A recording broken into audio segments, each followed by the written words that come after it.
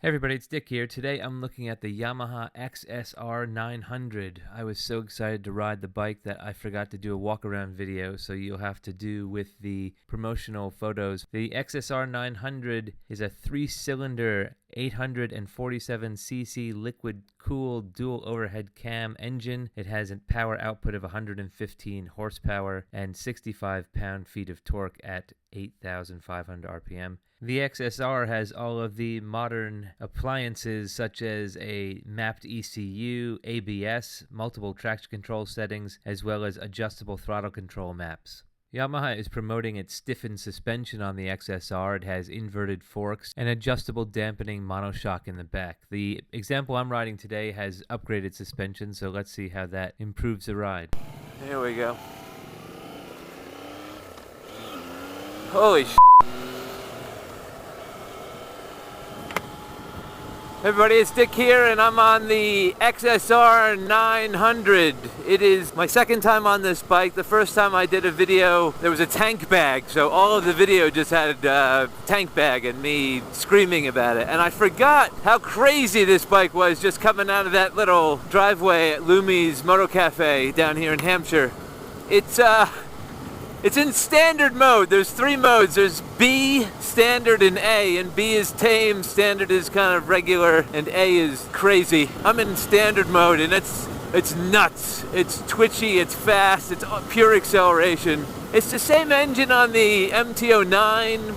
I think it might be the same engine on the Tracer bikes. It's very aggressive. I don't remember it being so aggressive on the Tracer when I tried it. You're up to speed instantly. It's got a 11,500 red line. I just forgot how awesome this bike is. There's a little windshield he's added to this, and he's got a new seat on it that's hard as a rock since I've ridden it last. But the ergonomics are pretty good. You're a little forward and your feet are a little behind you, so it's a bit sportier than your other kind of heritage classic style bikes, but it is an XSR, so the XS series back in the day was the kind of sportier bike, and this is living up to that name. Just twist that throttle. It's just freaking instant. Some people might say it's a little twitchy. I'm not too concerned about the twitchiness, because if you have control, pure acceleration, like it's mind to wheel, there's no delay. There's no satellite delay between what you're asking and what it's doing. I do find that I'm short shifting this. I was told by the owner that I'm short shifting this. I mean, it does rev high, but if I'm aware that this thing has the range to rev, I can let it wind and really keep it in a kind of third gear and just go through the range. It's pretty great, especially going through town. Like, you could just drop it in third and you have the whole, it's almost like riding an automatic, but a really powerful automatic. It's just a glorious day and such great landscape to ride in, and these twisty roads, even with a bit of congestion. You have about 5,000 RPMs. There's negligible vibrations in the foot pegs and the handlebars. I do have to get used to it whining while I'm revving it, but 6,000 RPMs, third gear, 60 miles an hour. You are lean forward on this bike, but I don't really feel like I'm that lean forward. The tank comes up to meet you a little bit, so that's nice. And the handlebars come back to meet you. I have a good bend in my elbows. And I do really like that speedometer. I like the controls. They're compact. I like the fat bar. I love that little headlight. I love that little windscreen there. Yeah, I haven't gotten out of third gear in about 10 minutes now. And it's perfectly fine. So much acceleration in first and second gear. I mean, this is one of those bikes that if you're a novice, you could put it on his back wheel just instantly. Just a little twist of the throttle, you're wheeling. Third gear is really nice. It's almost like your dual gear. I do like how wide the handlebars. You're leaning a bit forward, but because your handlebars are a bit wider, it kind of relaxes the sportiness of it. All right, out of the 30 zone. Let's see what this thing can do a little bit. Woof. It's like a freaking power switch. It's like one of those cartoon toggles that someone goes, and all the lights come on in the stadium. It's freaking nuts. The wind goes right into your chest when you get some speed, but who cares? Holy cow, 7,000 RPMs, 8,000 RPMs, 7,500 RPMs at 75 miles an hour. Third gear. I swear to God, you don't need any other gears. First and second to get you to speed, and third to do everything else. I can't imagine getting this out on a highway and caning it in sixth gear. I mean, you gotta be going light speed on that. It's really comfortable. 5,500 RPMs, I'm getting a little buzz in the foot pegs, but again, it's not a problem. It's not an issue. This is a very comfortable bike, and even this hard seat isn't too bad. I do love the acceleration on this bike. I think that's the takeaway so far. It's just the acceleration is instant. You do have to be careful. You do have to understand how to roll it. You got to roll the throttle. But if you have control, the seating position's really nice too. You're a little forward, but not uncomfortably so. You got to be careful out in these country roads though, because you can go from a really dry road down to these little valleys, and then it's slick and cold. And you gotta watch for the slick leaves this time of year. And if you're really pushing a bike like this, because you can. I do love that display. It's so round and small and compact and hip, but it's got all the information you need, and it's really well illuminated, even in the sunlight.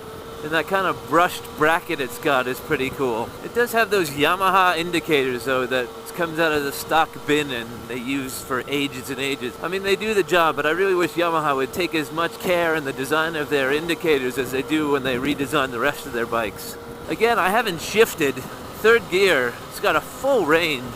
I've owned a couple of XS Yamahas. I currently have two 400s. I've had a 650 and I've had another 400 that I sold. And I do like the XS, and when I saw the XSR coming back, like the kind of rebrand of the XSR, I was a bit suspect. But man, they've done a great job at keeping the XS name strong.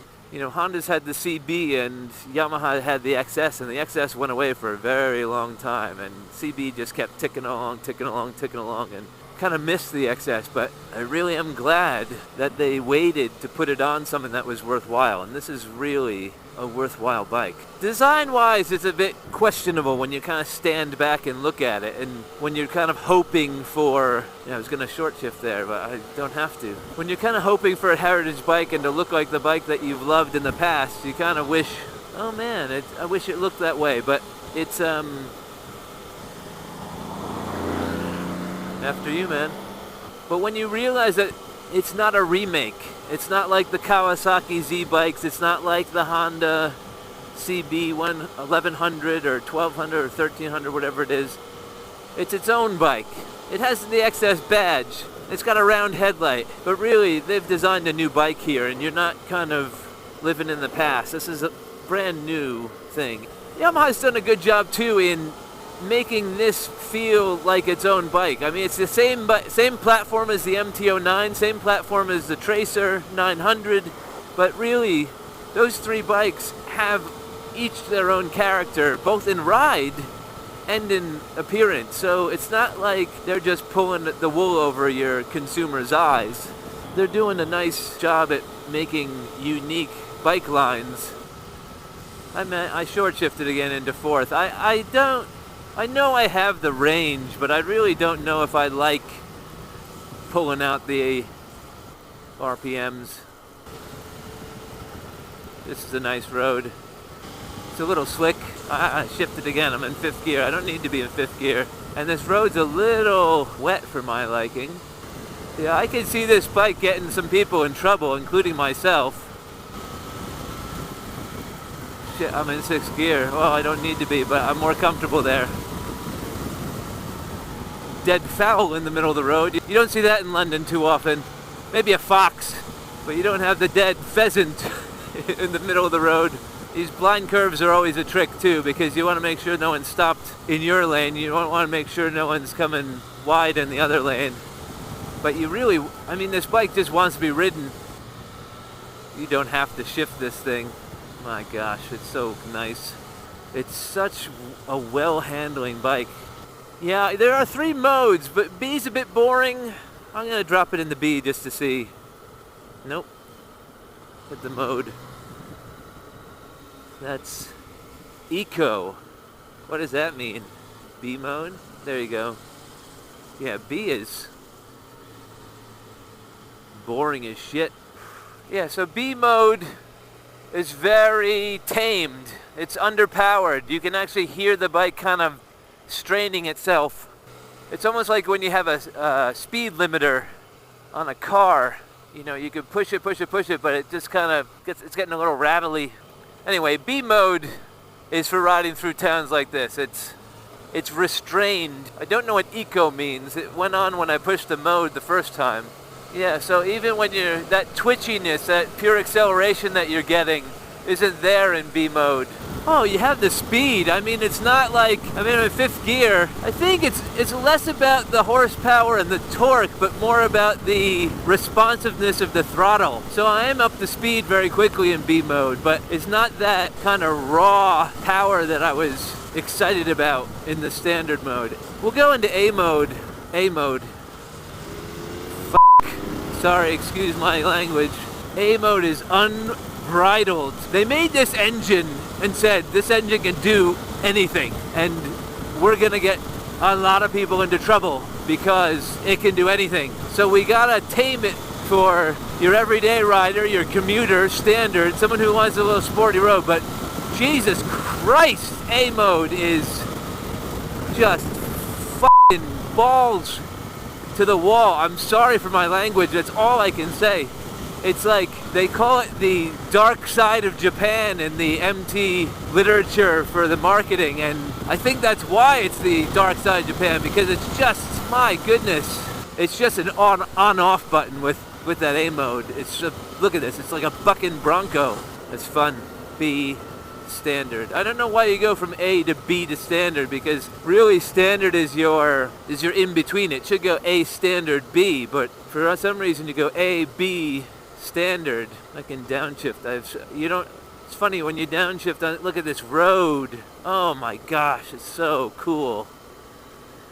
I was warned about the hard seat that he switched out. It's an aftermarket seat, or maybe not an aftermarket, maybe it's a genuine Yamaha accessory, but it's a suede black seat. I was warned of the stiffness of it. I didn't notice the stiffness of it, but really the end curve of the apex curve of my glutes are really feeling it now. Though I really do love this, the ergonomics of these handlebars in this cockpit, like just where I grip it on the seat and how these handlebars come up to meet me. It's just really quite lovely. I'm in the dual 3rd gear. What else can I say? The grips are I'm a bit let down by the grips. The sound is nice. It's a bit tame. It's got a catalytic converter, and the exhaust is tucked right underneath the rear sets here, so it leaves a nice open rear wheel, but there's really no character in the exhaust note. The character all comes in the whirring of the engine. It's like a nice kind of spinning. It almost spins like a kind of a sports car turbo. There is traction control settings here. Not too interested in them. I'm more interested in this kind of acceleration. Don't be timid. Yeah, I mean, this bike is sportier than me. And I'm in A mode. I'm getting used to the A mode. It's not too wild as I thought it was, but really you gotta have that wrist control. But if you have some nice control of that forearm, of that wrist, having that instant power is really nice, really confidence inspiring, though it could be very dangerous if you're not aware. It's just so f***ing fast. I'm gonna put it in A mode. There we go. Me. Yeah, that front wheel comes up when you hit it in A mode. It's like a f***ing jet engine. God damn it.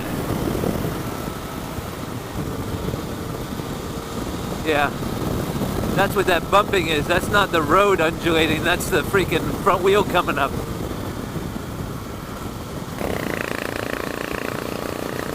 Nice road. he's tucking.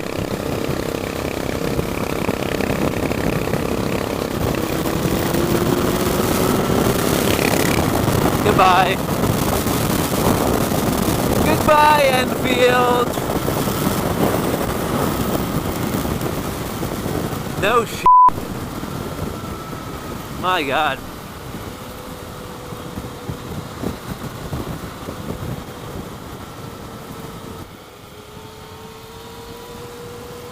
I mean, just the handling alone, the wheelbase is just perfect. I mean, this thing is scientific. What the hell? It's so nice. Where's the fucking horn? Couldn't find the horn button there. That's interesting. I was playing with the traction control and the turn signals. The horn button is this very small, low-key button. That Golf was about to pull out in front of me, and I could not find the horn. So familiarize yourself with your machine, but that's not an intuitive spot. I have my big hang-up about Honda controls is how massive the horn button is, but really Yamaha with these have went the opposite direction, and I can't say that that's a good thing. I was saying how much I like how low profile all this stuff is, but that's a bit too low profile. Still comfortable ride. I mean, you could ride this all day. It's not a cruiser. It's not in a cruiser geometry, but this bike is comfortable enough to ride all day, and it's sporty enough to really cane it. And I know I can rev it, but fourth gear's got as much range as third gear. And if you're just out enjoying the scenery, why not give the engine a little break? You got the gears. Yeah, the longer I ride it, the stiffer the suspension feels, the harder the seat feels. But really, vibrations are nil. Power is just infinite. You can tame it if you need it to, and you can cane it if you need it to. It's cane and able. That's what this bike is. That's the name of this bike. Cane and able. I like that. I kind of thought that I'd be a bit put off by leaning a bit forward on my wrists, and I kind of thought I'd be a bit put off by having my feet a little further back on these real sporty foot pegs. But it's a very, very comfortable ride. And the more time I spend with this accelerator, the more I know how to use it as a really specialist tool. Look at this, Jesus. This is why I ride motorcycles.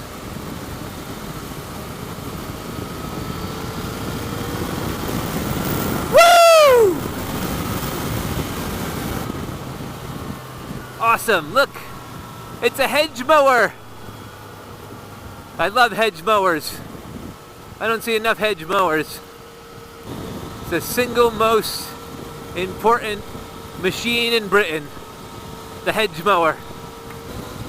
Oh my gosh, this is like a tourist video for Britain, and it's a marketing video for motorcycling.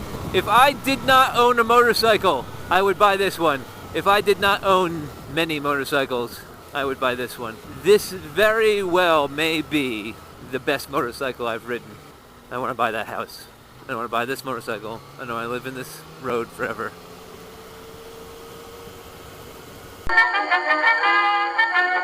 If you like that video and you want to see more like them, hit like, share, and subscribe.